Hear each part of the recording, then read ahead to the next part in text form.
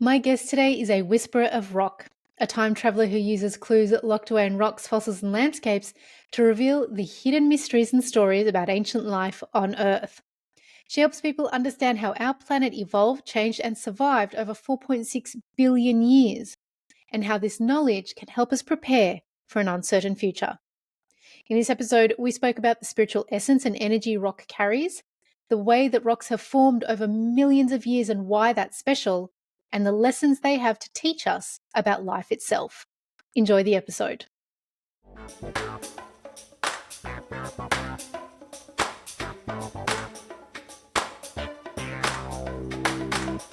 Hello, beautiful humans. Welcome back to another episode of the Skin I'm In podcast. I'm your host, Chanel, and this is the space where real stories meet radical self-discovery. Here, you'll find peace through clarity, purpose through inspiration, and the permission to be your authentic self through the stories of men and women who've walked the path before us. If this show moves you, hit that like button, share it with someone you care about, or subscribe so you never miss an episode. That small but powerful act helps the show grow and brings in the guest you most want to hear from. In return, my promise to you is that I'll keep showing up with the raw, the real, and the conversations that crack us wide open, reminding us we're not alone.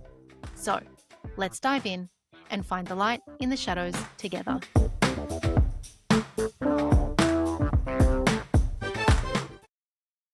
Power indeed. Dr. Anjana Khatwa, welcome to the Skin I'm In podcast. It is an honor to have you on the show. Thank you so much, Chanel, for having me on. So, we were laughing offline because I wanted to tell you why I was so attracted to your book. So, I'm going to hold your book up because the photo on the cover absolutely had me enthralled when I saw it online. And the reason I even saw it online is because I was looking for another book and the algorithm on thenile.com suggested your book to me as something that I may be interested in. And it wasn't wrong because it has become one of my favorite books of all time. So before we get started on this amazing The Whispers of Rock, Stories from the Earth, please tell the listeners and the people who are watching where this photo was taken, because you took this photo, is that right? That's right, it's my photograph, and it was taken of these beautiful multicolored sandstones at the Petra archaeological site in Jordan. And I went there about 2 years ago, and it was probably one of the most amazing experiences of my life. Looking at rocks that were so stunningly beautiful, you would think that somebody had painted the walls of the canyon. And what you're looking at is a photograph of a stunning 500 million year old sandstone. And you've got to cast your mind back into deep time. This is a time before roots evolved that allowed vegetation to grow on the land. And this is a sandstone, and it formed from grains of sand that were carried by rivers washing down from immense mountains in northern Africa, as it was at that time. And as these rivers flowed down the mountains, they were carrying with them grains of sand, and the rivers were washing over a vast plain. Um, and as they kind of danced across the land, the sand grains would follow the direction of flow, eventually coming to rest and then building up to form this beautiful rock.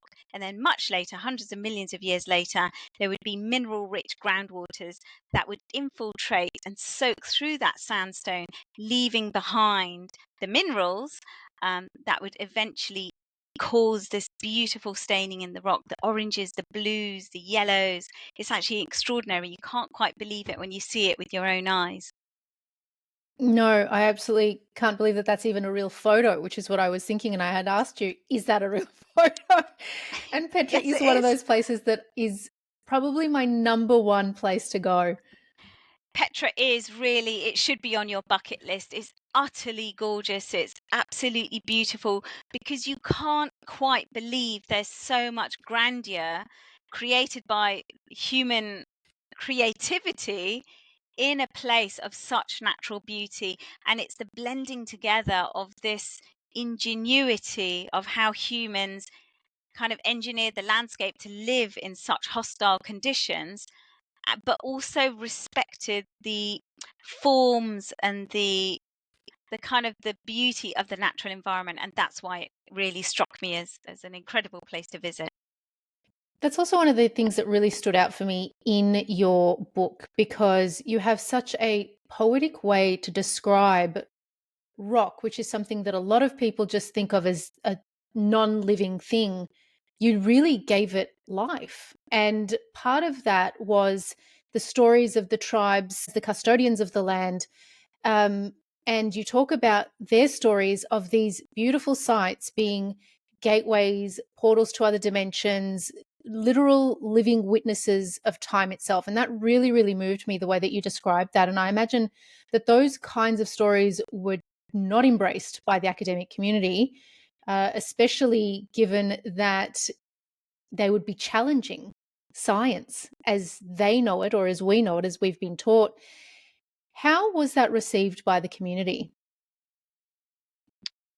When I first started to write the book about 2 or 3 years ago, I was absolutely terrified of blending together uh, spiritual stories, particularly those from Indigenous communities, together with science, because I thought this could be career ending for a kind of a scientist like me that's built a reputation on credibility and, you know, really talking about how our world is created and evolves through a Western scientific lens.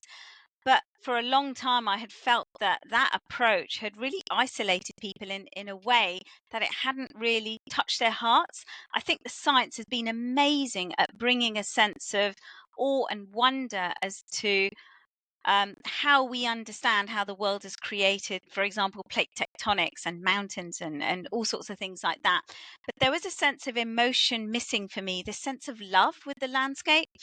And when I began to research the Indigenous stories, there was something about them that really brought a sense of humanity and a sense of love for the landscape alive for me. And I thought, if that's doing it for me, this will do it for the person who's reading the book. For the scientist, however, I had to really put the trust into myself that this is a courageous thing to do, it's a brave thing to do. And actually, if I do it well, if I present the science and the spiritual stories alongside each other equitably, I'm hoping that my colleagues in the community will respect and understand that, and actually will start as scientists to think more ethically. So when the book went out for review after it was finished, I actually asked my publisher to send it to some of the most leading geologists, you know, working in the field, and because I wanted the best minds really to put it to the test. That when the reviews came back, they were incredibly surprising. In fact, what they were all saying harmoniously was, we've been waiting for this book for a long time. We've been waiting for somebody to show the rest of the scientists who are perhaps a bit more skeptical what could be done, the fact that we can move into a central space to tolerate and to understand and embrace different ways of knowing alongside our own. And when I did get that reaction, I tell you what, the anxiety that I'd been building up for months and months disappeared overnight. I can only imagine, because you have a really special way of bridging the sacred with the scientific. And I'm reading the book going, there is no way everyone's just open armed this book, because you really challenge what we have been taught. And you bring up plate tectonics, right? My favorite subject in school. I was the rock girl, but also the tree girl. It was always hugging and touching rocks. Um, hugging and touching rocks, hugging trees, touching rocks. Um, and so I found that really surprising. I'm like, wow, she's got some courage to put this out, because, you hear so often in the world of academia that looking in the past is seen as ridiculous. But what has occurred to me since I was very young, and I don't know if this is something that may resonate with you or anyone that's listening, is that I have always sensed that humans are the most out of place species on this planet. Everything else seems to belong here, like truly belong here, and we Mm. don't. And so, as I was even reading your book, and I thought to myself, wow, I wonder if your background has something to do with this beautiful lens that you cast and the way that you interpret nature and time. You talk about that in the book as well, in terms of your South Asian identity, and how proud you are to weave that into your work. Do you think that it has influenced the way that you look at rock, speak to rock, or hear rock? Yeah, I come from a South Asian identity, which is very much grounded in Hinduism. And it's really interesting you say that, because I would say, from a professional perspective, I had to shelve that part of my identity for a very long time, for decades, I would say, in order to perform as a scientist. Because as a scientist, as an academic, you're naturally coming into the field with an objectivity and a rational way of thinking and engaging with the world that you are tasked to investigate. You have to be emotionally removed from it in order to observe and record and discuss it. So for a long time, I kind of had to put that spiritual self on a back shelf and actually exist in this other world. And it's only through writing the book and actually spending more time with my mother and spending more time with a community of like-minded people, where that side of me has begun to become more courageous to step forward and say, hey, you're here as well. You're this identity, and you shouldn't be ashamed of it anymore. And it can coexist with who you are as a scientist. And as a Hindu, we absolutely believe that nature lives within us. It lives within us, it's all around us. We obviously feel our best and our closest to nature when we are in nature as Hindus, because we believe that every aspect of the natural world is imbued with spirit and meaning, whether it's a river or a rock or a plant or a tree or a bird. But also, we have nature in our home as well, and within us. And on my shelf just above here, this is an incarnation of Mataji, and this is Mother Earth, and she's blessed with the red mark there. But in our homes, we have Mataji, Mother Earth, which is represented as a rock in our temples. And so a few years ago, I was talking to my mum about, you know, her relationship to nature, and she brought her own rock out from her temple. And I don't know what it was, but there was something inside me that just reawakened. It was a very kind of sudden, but a kind of a gentle reawakening of my spiritual self, because I looked at the rock first and I thought, that's a granodiorite, and your brain goes into science mode. I'm looking at the texture and the color, and I'm asking my mother where she picked it up, typical geologist mind. But then she started, talking to me, would you like to hold her? And she uses the word her. And have you eaten meat today? Are you on your period? Because there are all these rules that you must follow before you touch any kind of sacred deity. And as I held her, and she had the red cloth draped over her, it was incredible. Just that sense of spiritual connection with my mother, who had taught me these lessons in life, with Mataji it's herself.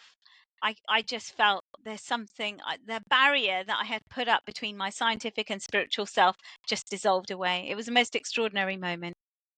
I love that story in the book. Can we dive into this? Because I find it really fascinating. What do you mean, had you eaten meat that day, or are you on your period? Why? What are the practices Mhm. that keep you from being able to hold a sacred deity? Well, in the Hindu religion, and I believe in some other global religions as well, is that when women are menstruating, we are considered to be unclean. And so when you are menstruating, you don't Oh, approach right. the Yes. temple, or you don't hold the deities, because that is considered to be you're considered to be unclean. So the feminist inside me is raging because it's like, but that's part of who I am. Anyway, that's a whole conversation for another Yeah. day. In terms of eating meat, well, Yeah. I was just like, wow, we could yeah, go down some holes. we could go down some roads, but being a vegetarian or fasting for the day means that you are pure of mind, body, and heart. That you haven't consumed another life, and so therefore that gives you the purity to handle the deity. So hopefully that explains that. That is so beautiful. This podcast has really given me an opportunity to speak to people of all kinds of backgrounds and belief systems. And I am just in awe every single conversation, because there is so much wisdom. Not even, I was going to say, I feel that we have lost as humans so much wisdom over time as we've brushed aside all these ancient cultures. You talk a lot about colonialism in the book, and that really, it was really confronting for me. Really confronting, because I didn't realize these stories. I didn't realize just how much they were, starved off their lands, that their lands were just taken. And, as someone who comes from land that has literally been taken, and a genocide of my people many generations ago, I just thought that that's what happens, and you can't do anything when another empire comes in and kills all your people and just takes over. So it just never occurred to me that this was something that was taken from me, and so I felt really confronted by that, and it really caused me to sit in that discomfort. What do you think changed within you when you started hearing those stories? Because I can't imagine that that's what they're teaching you in the textbooks. This would have been the stuff that you had to research in preparation for writing this book. Or is it something that they teach you when you're studying earth science and geology? You never learn about this in geology. It's only recently that I was people going to who say, have no. no, never. I never learnt about this at school. I never learnt about it in science lessons. I certainly never learnt about it as I was studying the science at degree and PhD level. And I know now that the book is making its way into university texts as a way to help students who are studying the subject learn about the colonial impacts, the violence of colonialism on different Indigenous peoples across the world in pursuit of knowledge, understanding, scientific research, and minerals, obviously. Now, my own journey in writing the book and uncovering these quite traumatizing stories was very, very difficult. In fact, I was doing a talk the other day, and I was speaking about the time when I was looking at the primary resources that helped me understand the impact of the seizure of lands from the Lakota First Nations in South Dakota. And the story which appears in the book in chapter 5 is all about the Black Hills in South Dakota, which are the incredibly sacred lands of Lakota people. And when the Black Hills were taken from them illegally, the Fort Laramie Treaty that was signed between the US federal government and the Lakota Nation um, essentially agreed that the Black Hills would remain under their custodianship. But when gold was discovered on their land by illegal prospectors, the federal government seized the land back. They broke the treaty. Now, when I went away and I was researching this story, I read the primary evidence of Lakota chiefs giving their evidence to the federal Supreme Court for the return of the lands, and just reading their stories about how sacred this landscape is and has been for thousands of years, and what it means to them. What they were saying to the US government was, we don't want to be repatriated through financial means. We want our land back. And no amount of money that they will ever be given will compensate for the loss of these lands. And when you read their testimonies, and particularly the stories that have been passed down for tens of thousands of years about Pahasapa, the heart of everything that is. This is the name of the Black Hills. I found it incredibly moving. I had to actually stop writing, I would say, for a couple of days just to go away and recover, because I found those stories so difficult to read. I found the history so traumatizing that yeah, it did take me a few days to recover, to then come back and be able to write that, to do it justice, because I think that I felt an immense weight on my shoulders to retell these stories with authenticity, with a genuine emotion, but also to be factually driven so that the reader knew that they would be held carefully through that process. Yeah, I felt that, and I sensed that. And also what landed was just how deeply respectful what you wrote was. to the stories of what had happened to some of these incredibly connected tribes. Like, I just kept thinking to myself, my God, what have we forgotten? We have completely forgotten how to live with the land. It's almost like we think that we're above it and that we know better. And that whole data-driven science aspect to me is the looking forward when, I mean, if you don't really understand what happened back there and how we all came to be, then how can you look forward into creating a life or an existence that is one with nature? And if we don't have nature, we have nothing to live on. So, like, what do you think that we've really, really forgotten when you think of the tribes that you've had conversation with and the stories that you've read, and you look at people today? I mean, that's a really interesting question because I was giving a talk about a year and a half ago to, well, at a festival of geology in London, and I presented elements of the book to the audience. I presented the science. This is, the scientific understanding of how this landscape formed, and here is this Indigenous story that I'm retelling about how this community have perceived the landscape. And at the end of the talk, there were two very angry people in the audience, and they were very cross with me. And the gentleman, said, well, science is the way forward. Science has shown us all of this progress of understanding of how our world was created. Look at this, and you've cited plate tectonics, and he was incredibly angry. And he said, well, what you're suggesting that we look backwards towards all of these ancient stories? Those stories can't tell us anything. And he says, what you're saying is backwards looking. And I kind of stood there in front of this large audience of people, and I thought, okay, there's a couple of ways you can deal with this. But I looked him in the eye and I said, I agree. I absolutely agree that science has given us so much advance, right?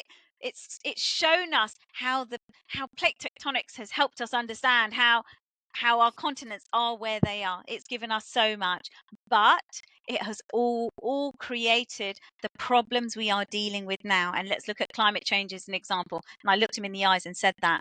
And I said, what the traditional stories, what Indigenous knowledge can give us is humility. And that is what we've forgotten. In our pursuit of technology and progress and conquering the world and dominating the natural world, what we have forgotten within that process is a sense of ethics, a sense of empathy and humility, not just for the natural world, but also for the people who fundamentally depend on it for its survival. And that includes us in the Western world, in the developed world, whatever you want to call it. We have completely forgotten that our existence is dependent on the survival of the natural world. Angela, what I find really interesting about what that man said is that we call it science today, but ancient cultures had their own version of science, and they knew a lot more about the earth, our connection to the stars. I mean, these structures have withstood unbelievable amounts of trauma, and they are still standing, and we can hardly build a building these days that doesn't fall apart the moment something slight happens in terms of natural disaster. So I find that really interesting that he says that, because I'm like, well, the earth has survived literal mass extinctions, climate shifts, total transformations, like you said, plate tectonics. And I'd like to get into that briefly, because I don't know if people still learn that stuff these days in science. They're teaching all kinds of things to kids in science these days. But the earth has shifted and moved in so many different ways, and yet these structures are still standing. If that's not science of some kind of version for them, I don't know what science really is then, because, like, what are we even basing science on as if we discovered it? We didn't discover it. You see, and I'm going to go on a bit of a rant here, because when we talk about things like the invention of, like, the wheel, we didn't invent the wheel. There's wheels all over ancient hieroglyphs and stone structures that have literal carvings of wheels. So I think it's really ignorant of the scientific community, number one, but also just us today in general as humans, to think that we invented all these things. We didn't. They existed. We have just rediscovered them, is my belief. And I'm standing very strongly in that belief, because I'm like, I am obsessed with ancient cultures. I learn about them a lot. I'm like, they know things that we could just not even fathom, and we're taking credit for a lot of it. Yeah, I think that's an amazing point, because I think what's really interesting now is if you are very aware of how knowledge systems have developed over thousands, tens of thousands of years. What I think the West is particularly guilty of is taking some of those knowledge systems, repackaging them, giving them a shiny new name, putting a particular face on the front of it, and then reselling it back to the rest of the world as its own idea. And I've seen that. I've seen it. I've witnessed it. It's made me incredibly angry, you know. And the co-option and the cultural appropriation of ancient knowledge systems that are then sold back to us, I think that's incredibly galling. And I think when we look at ancient practices, and Robin Wall Kimmerer talks about this beautifully in her book Braiding Sweetgrass, about the intercropping, different plants grown with each other will support each other in terms of their success. And I think when you look at particularly with my book and the knowledge systems shared about geological processes over time, like volcanoes or earthquakes, or at the end of the book I talk about an ancient Hindu fable which is all about the king that chases Mother Earth, who turns herself into a cow. And that story is 4,500 years old, and yet it talks about sustainable agriculture. It's remarkable how all of these bright new shiny ideas are presented, with a new name, and we just buy it. That's the other thing, actually. Braiding Sweetgrass is another one of my favorite books. But one of the things that she talks about in that book is the importance of harvesting, and how without harvesting that grass, it's been a while since I read that book, but Mm. basically that it can't grow properly.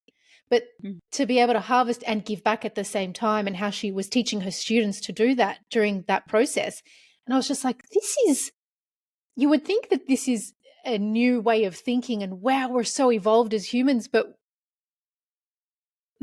these have been all of these things are in the stories of our ancient past, and the connection to people and land that we no longer have anymore, because whether we're very disconnected, but we're also distracted. Mm. And in not the last episode that I spoke to, but I spoke to a chef on the show, season 5 finale, Chef Yusuke, and he was speaking about how fruits and vegetables speak to us. Mm. And I just thought to myself, that is so random. Everyone's talking to me about how random things, or like your book, rocks are talking to us. Yeah. This guy's telling me fruits and vegetables are talking to us. I'm like, I am getting some kind of something's coming in for me that I need to be listening to. And I think that part of that is because I need to share it with people. We have so lost our ways. And as I said before, I don't know what kids are learning in science these days, but what I'm hearing is mind-boggling. Can we talk about plate tectonics? Because this was my favorite subject in science, and the way that you describe it in the book is to how it creates land, but also the mountains. Mm. Wow. I mean, I've got one hell of a rock to show you, so I'm going to show it to you and describe it to you. And I think this probably best describes the process. So this is a green schist. So I'm just going to adjust my lighting here to see if I can just show you that. So it's a green schist. It's got a chevron type of pattern on it. Let's just see if I can adjust the lighting. So there we go. So it's green. It's Oh, got this wow. chevron style. That's better. Do you see that? If the camera's focused, Goodness, it's got a yes. chevron style kind of texture in the rock. Now, this rock used to be this. I'm going to hold this up. This is a mudstone, a siltstone, and it used to look like that. And so if I hold it up to the camera, you can see it's got very, very fine layers inside it. There we go. That's a very good shot of it. This rock in my right hand, this is a green schist. It used to be this, a siltstone. Now, if I told you that holding this in my hand, this siltstone from Cornwall, this is about 300 million years old. It's like holding silence in my hand. And the reason why I say that is because this represents a time when muds and silts were settling ever so slowly at the bottom of a seabed, and you've got very few currents because you can see that the layers are very, very flat and they're very, very thin. So that's how this rock started off. Then you have two continents, North American plate and the Baltica plate, which then becomes Scandinavia. They are slowly moving towards each other. Between them is an ocean, which is where these sediments are forming at the bottom of the ocean. It's called the Iapetus Ocean. So as Baltica and Laurentia, will eventually become North America, as they're slowly moving towards each other, they're completely destroying the ocean between them. And those sediments at the bottom of the ocean, the siltstones, become squashed and compressed, and under immense heat and pressure they begin to rise up, and because they're squashed and compressed, all of those beautiful flat layers are contorted. And so what you begin to see is a new rock will form under those immense heat and high pressure moments, and that's what this rock is. So where you see these contorted lines, these are micro scale contortions that we see on a continental scale. So what I'm holding in my hand is literally the moment a mountain was born. And Oh, I mean, it's just amazing. When I saw this yeah. rock, yeah, I just thought that's incredible. So I was in Norway. This is from Haugesund in southern Norway, and I was there. I was actually lecturing on a cruise ship, and then stopped off at a port, and then went for a walk with my husband. And I knew the rocks were there. I knew that's what I wanted to see. And as we were walking past a road cutting, I could see all of the whispers in the rock, if you like, that told me about this mountain building process. And so when I saw this rock and I could see these contortions in it, the folds in the structures, it was just magical. And every time I hold it, I think, yeah, this is the power of the earth to literally contort and bend a rock into all these beautiful shapes. Yeah. And one of the things that I thought you talk a lot about all the rocks that you had on your windowsill as a child in the book, and just all the rocks that you have in general. And I would imagine the way that you hold them, and the way you're holding that rock is with such gratitude, Anjana, that I'm just like, wow, it is exactly how I imagined you would hold the rock. You are Yeah. literally cradling it like a baby Yes, in your hand. I do. I do And I really love think that. so. Yeah. Yeah. Oh, but I mean, look, again, one of my favorite things about your book is it's this, I call it poetic, but you're literally writing as if rock has life. And I say as if rock has life because rock does have life. It Like, really does.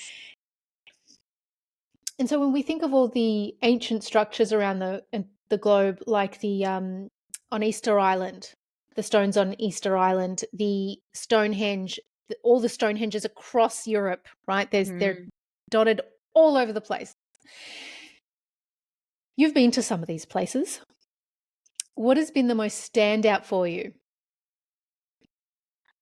Well, I have to say that when I went to Stonehenge for the summer solstice, that was the most extraordinary place. And the time that I went was just mind blowing. And Stonehenge isn't open for people to walk in amongst the stones every day of the year. It's only open on very, very special occasions like the summer solstice. And so it was on a Monday where I had a conversation with my editor, and I said, the opening chapter just doesn't work. It's absolutely rubbish. And she said, right, okay, what are you going to do?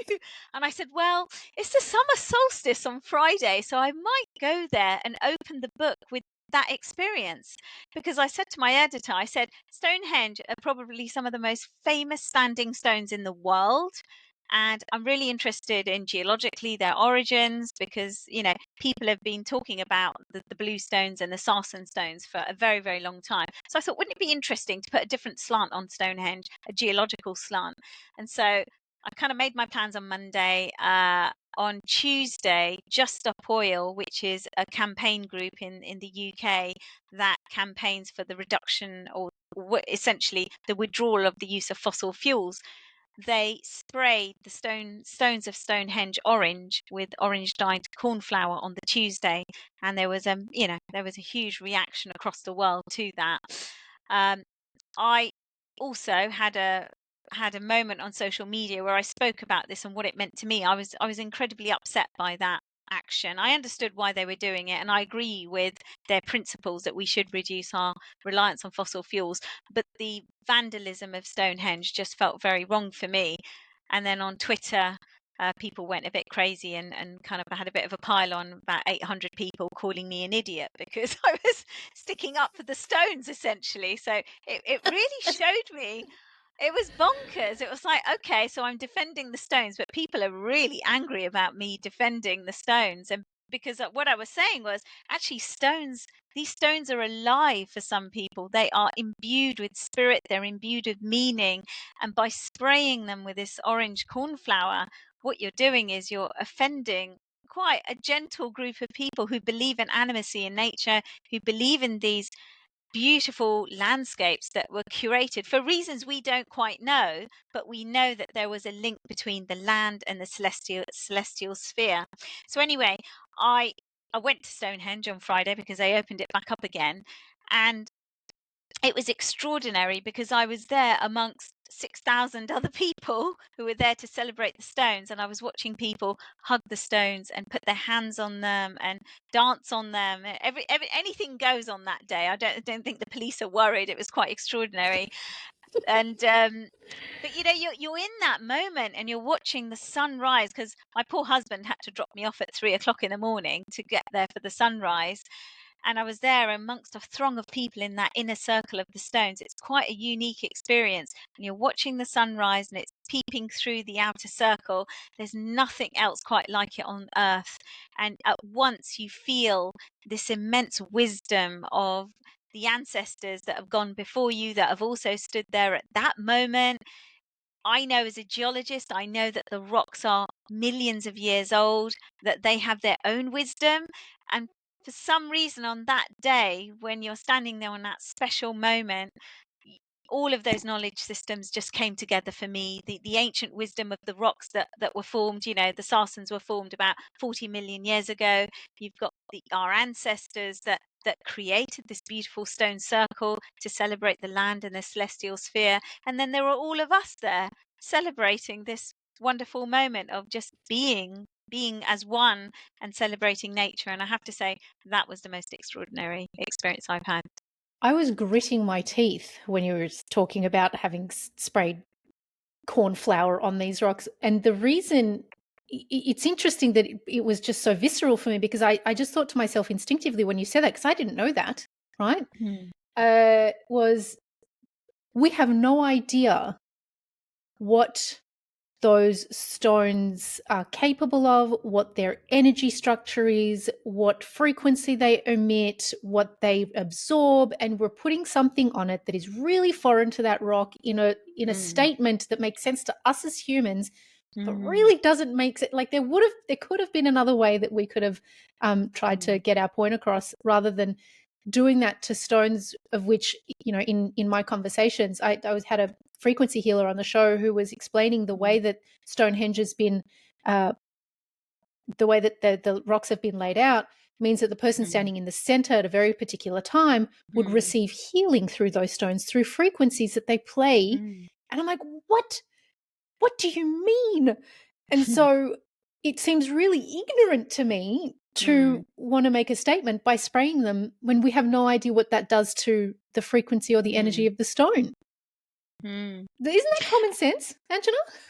Yeah, I mean, I thought so. I mean, I thought so, but clearly 800 people thought I was an idiot for saying that.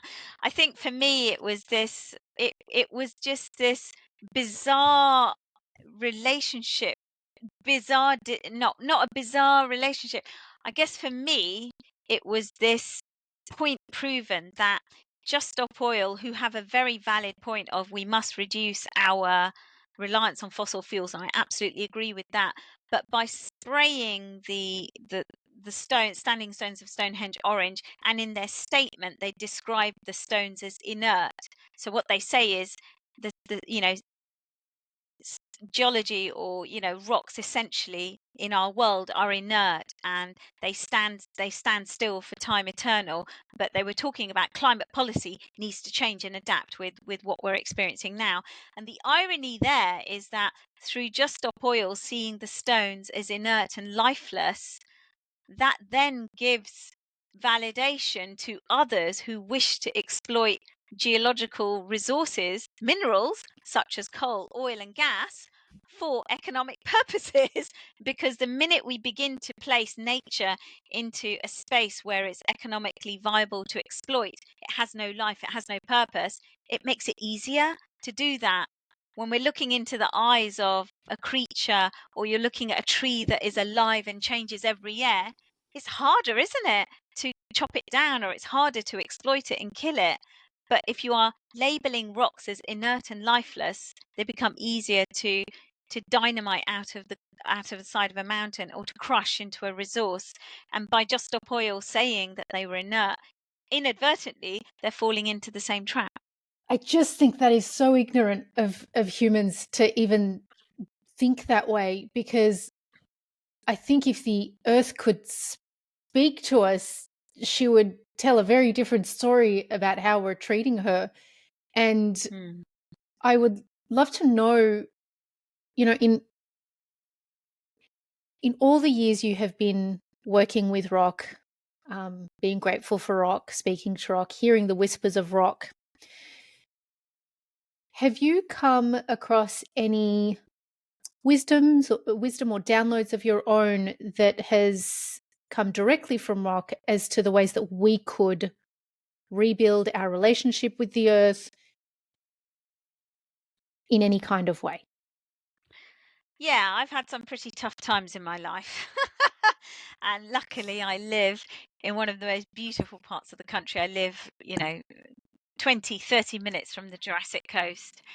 And the Jurassic Coast has got three major geological periods along its length. It's about 100 miles of coastline. It's a World Heritage Site, um, and it records 185 million years of Earth's history. One of my favourite places to go is down by Lyme Regis and Charmouth, where we have Jurassic rocks. They date back to about 200 million years ago, and they were deposited in deep seas with all sorts of interesting marine creatures. And I'm holding a rock here, and I'll just show it to you. It's got an ammonite in it. You can see that spiral shape there. This used to be an ancient cephalopod, so it used to look like a nautilus. That's its closest cousin today. But this is a grey limestone, and this ammonite is probably about 200 million years old. Now, I've obviously picked it up off the beach. I probably picked this up about, I think 8 years ago. And funny enough, about 13 years ago, my daughter's just turned 14 actually. When she was 6 months old, my husband left me. I didn't know he was going to go. It was a real shock it was a shock to both of our lives. He just couldn't, he just didn't feel he could be a father to our daughter. He didn't want to be married to me. And it all came as a bit of a shock. It happened without warning. And that whole process of beginning to understand, how do you begin to recover from a trauma like that? Because, you know, the moment it happens, and actually I didn't know it was going to happen. He sent me a text message saying he was leaving me and our daughter. You go into quite, I would say, like a emergency survival mode, which is, right, I've got to change her nappy. She needs something to eat or milk. She needs feeding. She needs bathing. I need to operate as a kind of robot to make this happen over the next couple of days just to get through. And then by the third or fourth day, I kind of cracked, and then started to open up to people. Because I think when something like that happens in your life, I particularly was shrouded in shame. I thought, this is my fault. What have I done? I've caused this to happen. And I'm a bit of a high achiever, as you can probably guess, and I didn't want people to think I was a failure. I know, it's crazy, isn't it? Like, my marriage has failed, my husband's left me, I'm left with this baby. I don't even know how I'm going to look after her on my own, but I've just got to do it. Yeah. And one of the key things about this particular rock is that when I used to go out onto the Jurassic Coast, because that's what I used to do as a job. I was managing learning and engagement for the whole World Heritage Site. one of the key things that you begin to notice, and that you know instinctively as a geologist, as someone who observes the coast day in, day out, is that destruction and creation is part of a natural cycle. Like, destructive things have to happen to make way for the creation of other good things. And it's interesting because this ammonite died, 200 million years ago. It's now part of this limestone. Had I not picked it up, it would have got washed out to sea, broken down again, and all of the grains of limestone that make up this rock would have gone back into the keeping of the sea. So it's almost like this. Every time I walk along the Jurassic Coast, it's quite an existential moment, because the sea is coming in, it's eroding the cliffs, it's causing the cliffs to collapse down. But what's really quite interesting is all of the sediments that you see, this particular limestone, they were all formed in a marine environment. So in a way, the existential moment is the sea is actually undoing all of the work that it did 200 million years ago. And so its process of creation and destruction that helped me to understand that this awful thing has happened in my life. My husband's left me. I've got this tiny baby that I now have to raise on my own, because once he left, he never saw either of us again. And actually, I just started to think, I've just got to get on with this. And at some point, I'm going to create opportunities both for her and for myself. And that's what this rock taught me. It taught me that I will survive. I'm not going to be like this fossil, encased in stone, frozen forever. I'm going to evolve and change just like the rocks on the coast. That's one of the parts of the book that I was really, it was a bit of a cliffhanger for me, because when you first mention it, you didn't mention what happened. And I'm thinking, oh my God, were they like looking at rocks together and he fell off a cliff or something? Like, this Yeah. sounds so intense. And so when you brought it up again, I thought to myself, I wonder what she wants or what she hopes the readers would take from this. And so I'm so glad that you just brought that up, because, especially as women, we deal with so much shame in our lives in every kind of way. And I mean, you're in an environment where diversity is not exactly at the forefront of the community. Yeah. Not many females in your field, which is another reason why I was just like, I need to talk to you, because it's so inspiring to see women like you in the space talking about this stuff and putting such a different lens onto it. And I just feel like it's a feminine lens. It's a deep knowing lens. For me, it's the only thing that it comes from a space only someone with a womb could really understand, because I feel like we as women have a knowing, and that's why we were who we were back in ancient cultures. And I love that you brought that up. And so when you were writing that, what really caused you to put that in the book?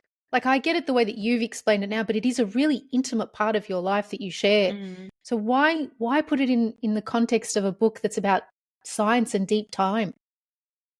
Yeah, that's a great question. What I wanted to do was to frame a very genuine and real experience of how my understanding of rock and landscape had helped me cope in some very, very difficult times. And I think it's not something that, I superficially felt happened to me. I genuinely felt that sense of learning and connection with what was happening in front of my eyes in terms of the coast. I could see it as a scientist. I can see the erosion. I can see the rock falls. I understand how sediments are being washed out to sea, and eventually they'll form brand new rock. And I was using those experiences to counsel myself into a better place. And the reason why all of that went into the book, and it's quite a raw moment when you do read that and you realize actually this is why she was in a family of three one day, and the next day it was just the two of them. I wanted to show that vulnerability to the reader, because I think for many, scientific books like this, or books about nature, can feel a little bit moralistic, they can feel a little bit supremacist. And it was very important to me that the reader and I were both aligned, that you gained a sense of my vulnerability and my humanity through these very personal experiences that moderated the level of knowledge that I was sharing with you, because I'm not perfect. I haven't had a perfect life.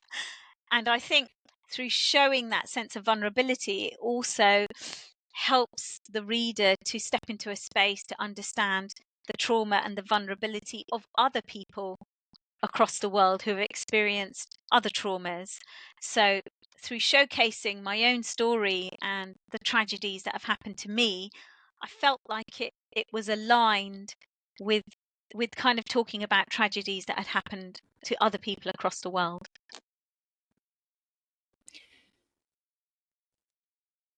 What's really coming up for me right now is that if we treated Earth the way that she deserved to be treated, can you imagine the world we would live in if we had that same level of vulnerability, authenticity, care, and Mm. love that you so beautifully were speaking about just then, of how you just had to keep going?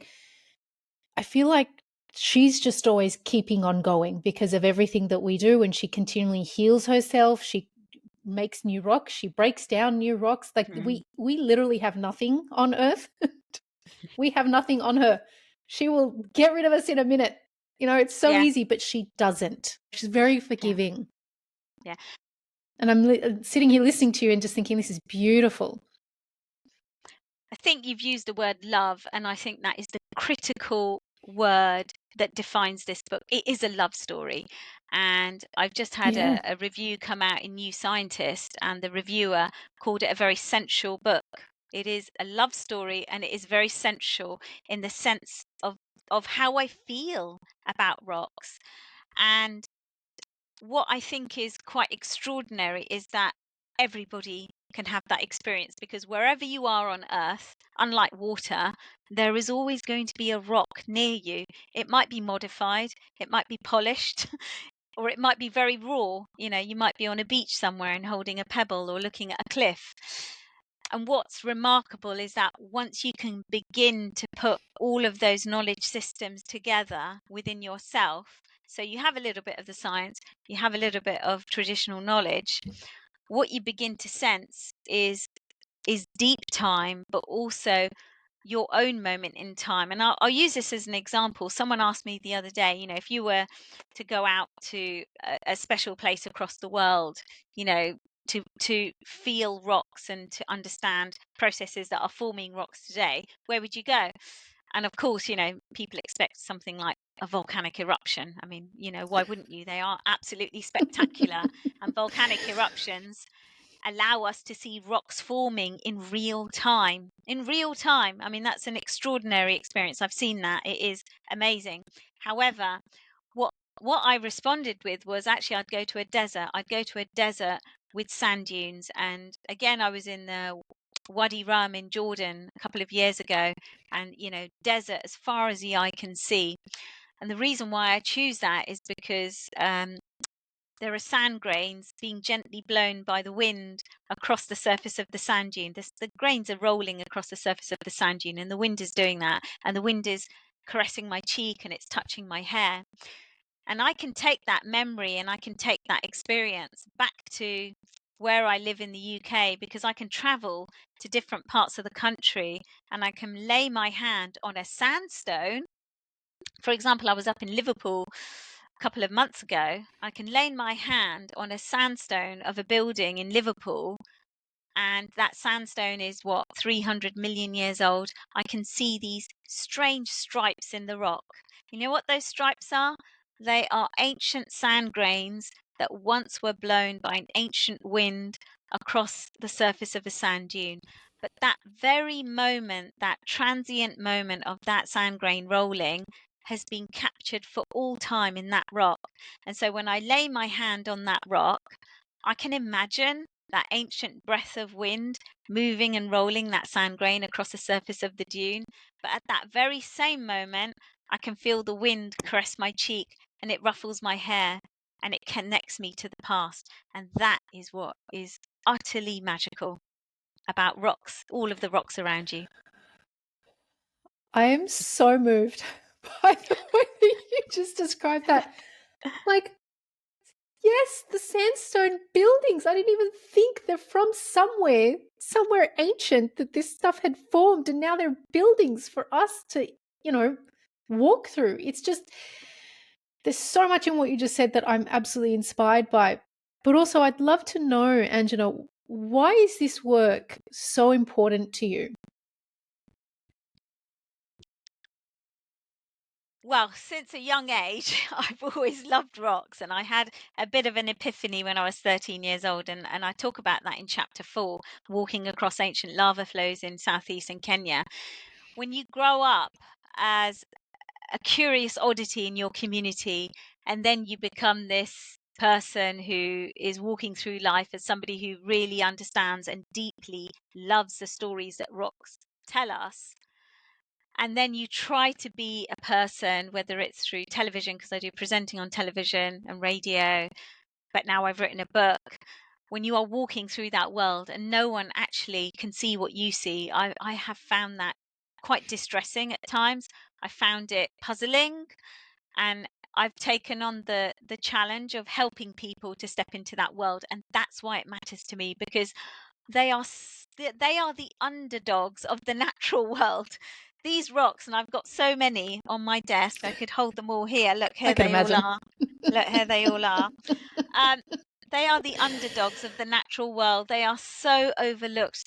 They're invisible, even in plain sight. They could be right in front of you and you wouldn't see them.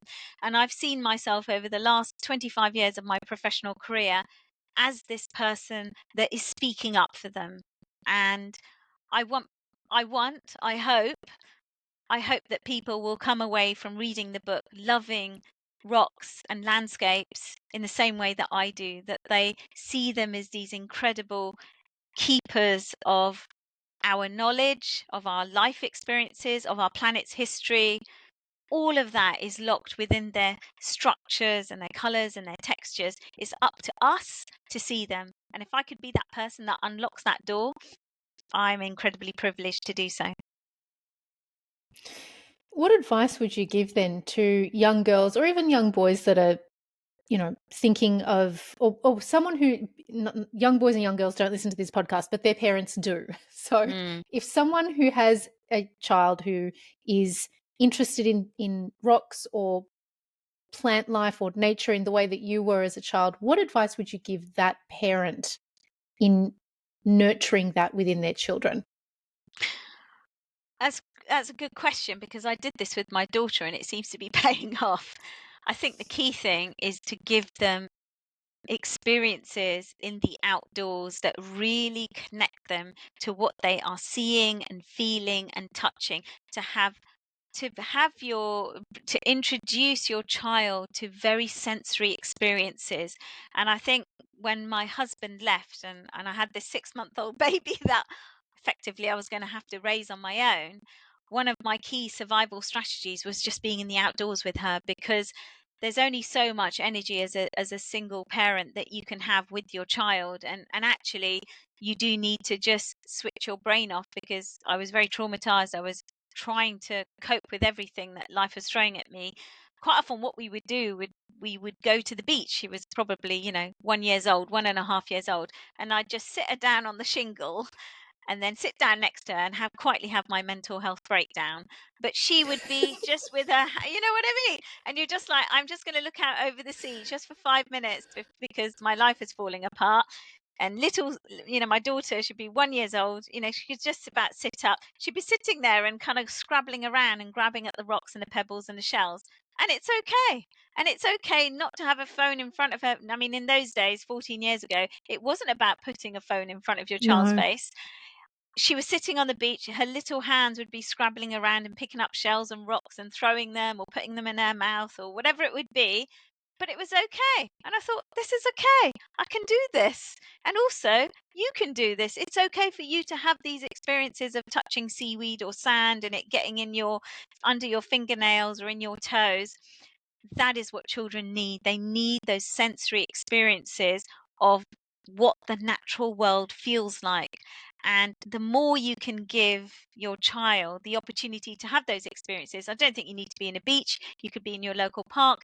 You could even curate the experience in your back garden or in your flat. Even if you had this is what I did. I had a plastic tray and I filled it with all sorts of interesting natural objects like a twig or a feather or a rock or a fossil or whatever it might be, a nut, like an acorn. And I just had a tray of all sorts of different objects with different textures, and she would just sit there and just hold things and look at them, and maybe she put them in her mouth, but she's still alive today, so but I think that's what children need. That's what will get them curious. And then when they begin to get a little bit older and you go for those walks, and I think the critical thing is to get children walking in nature as early as possible. I think my daughter was, as soon as she could toddle, I got rid of the pushchair and I just kind of got her walking. And we were walking along the southwest coast path in Cornwall. She was 2.5 years old and she was walking along the coast path, and I was holding her hand and we were just going to and it's almost like, let's do this. I love walking. You have to love walking because you're my child, and we could be on our own for the foreseeable future. You've got to love what I love. And she's fantastic now. She loves going for walks, and she's in her teenage years. That's challenging, but what she'll say to me is, "Mum, I'm so grateful for all those experiences you gave me." And I can see it in her eyes. I can see it in how she feels about science and nature. It's had a brilliant impact on her, and that's my advice. That's what I would say. I think that's great advice for adults. Let's be honest. How many of us really get out in nature these days? Gosh, what would you say, Anjana, that, when you look back on your life, what would you say you are most proud of, and what do you love about the woman that you are today? Oh, I guess the thing I'm most proud of is not being afraid of encountering and overcoming obstacles. I kind of lots of things have happened to me. I've had lots of obstacles with my own community, kind of saying, "Why are you studying that? You should be doing this. Maybe you should be getting married and settling down and having a family." And actually, me saying, "No, I'm actually going to study to become a geologist, and rocks are actually going to be a key part of my life." And then obviously my husband leaving me, and then professionally, I've experienced a lot of issues in former places where I've worked, racism particularly. Um, and I think that has made me become an incredibly resilient woman. I shouldn't have to be resilient, but it has caused me to become more resilient. But what it's also done is it's kind of created something inside me to clear the pathway for others that are behind, who also want to follow in that in that in my footsteps. So it's kind of created inside me a fire in my belly to create change, so that those coming up behind me, is going to be easier for them. And did you ask me the kind of woman I want to be? No, but please share that with me, because I think that uh that's really important. We don't think about that enough, do we? yeah, I think the kind of woman that I want to be is somebody who is always remembered for having a great joy and passion to help people love the natural world, to love rocks in the way that she did. If I've done that, then I can see that I've been successful in my career. And I would probably say the greatest achievement of my greatest achievement is my daughter. Because Mm. when you're left with a tiny 6-month-old baby who has all sorts of, we had all sorts of issues. We had quite severe allergies. Then later on, it was her mental health, in terms of, even as a 2-year-old, she knew something was wrong because her father wasn't there. And yet all of the other children had mums and dads, and trying to help her through that process. And then when I met my husband, who's just the most wonderful, caring and loving man, welcomed my daughter into his life, I welcomed his sons into my life. You then become this kind of guiding figure for these young people to kind of love each other as new brothers and sisters, but also us as parents. And I think my daughter especially did brilliantly in that transition. But I think we did it together. We always worked as a team, my daughter and I, and we're incredibly close. So yeah, she's one of my greatest achievements. I love the way that you just said that, because now everything that you say and everything that I hear, I've noticed since I've put the book down, is that I think of it as rocks blending. And you just literally explain like two families blending. And I'm like, it's like the sands of time blending together to form new rock. I've become this like poetic rock whisperer in my own head now, thanks to your book. But it is literally this conversation. Your book has absolutely filled up the cup of the little girl who would walk around collecting Mhm. quartz and slate off the ground. It's Oh, actually been such a beautiful experience to read your book, to be able to speak to you about your book and about your life. An absolute privilege. Please tell the listeners where they can find you and where they can buy the book, The Whispers of Rock. And I'm going to hold it up while you do that, because this cover's beautiful. So please do tell oh, people where thank they you. can buy this amazing book. Well, the book is available as an audiobook on Audible, on Spotify as well. It's also available as an ebook, uh, which I guess would be from, you know, typical places like Amazon. And then it's in all good bookshops. And obviously, I would encourage you to support your local bookshop, um, in your high street. But also, you can borrow it from your local library. So ask your local library to order it in if obviously you wish to borrow it. And that's also another good way to access the book. In terms of social media, I have dropped X, I'm afraid. It's just got a little bit unwieldy for me. But I am on Instagram with my first name and last name, Anjana Khatwa. You'll find me on Instagram under that handle. And then I am on TikTok as Jurassic Girl. And that's Jurassic, Yeah. JURASSICG1RL. That was my old handle on Twitter. And I seem to have transferred that over to TikTok. But Instagram is also full of beautiful videos and pictures of Yeah. things that No, I I like to love post that, about because rocks. I was going to say, when I first came across the book, I'm like, I need to find her on everything. And so when I found you and when your handle was Jurassic Girl, I was like, of course it's Jurassic Girl. It makes so much sense that it's Jurassic Girl. Oh my goodness. Thank you so much. And if you are interested in connecting with Anjana Khatwa, I will include in the episode description and across socials links and ways you can do that. So if you haven't already, head on over to Spotify, YouTube, Instagram, and Apple Podcasts and follow the Skin I'm in podcast to be the first to know when new episodes drop. Anjana, thank you so much for being a guest on the Skin I'm in podcast. Thank you so much for having me, Chanel. It's absolutely been a joy to talk about everything that I love about rocks. There are places on Earth that hold stories older than language, sacred lands, portals of energy, and whispers carried through stone. Ancient folklore tells of mountains that speak, rivers that remember, and caves that birth light. Whether it's the poetic way Anjana tells the story of rock or how she unveils the devastation colonialism has wrought on Indigenous lands and peoples, I was deeply moved by this conversation.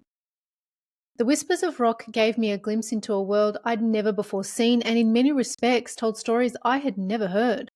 For me, every page was a remembering, a glimpse layered with memory, wisdom, and the pulse of Earth herself. In Australia, we acknowledge the traditional owners of the land and pay our respects to elders past, present, and emerging.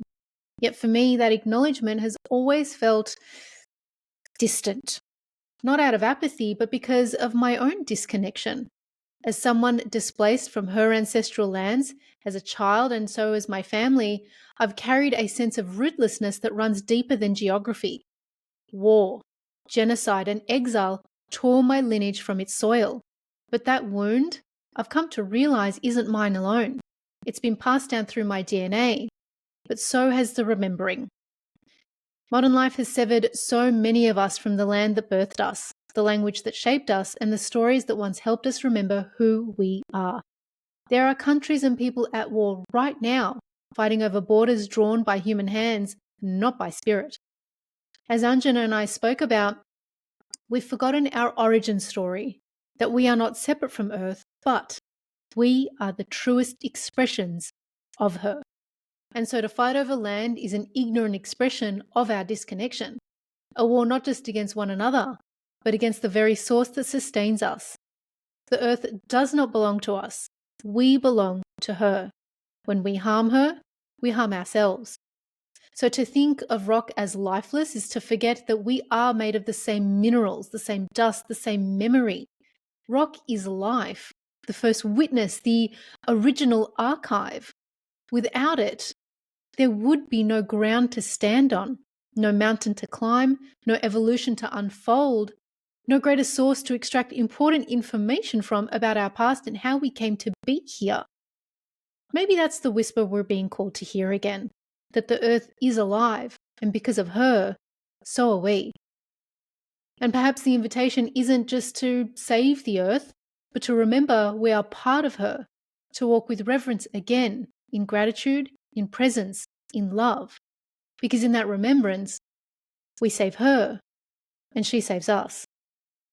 With gratitude and grace, have a wonderful day.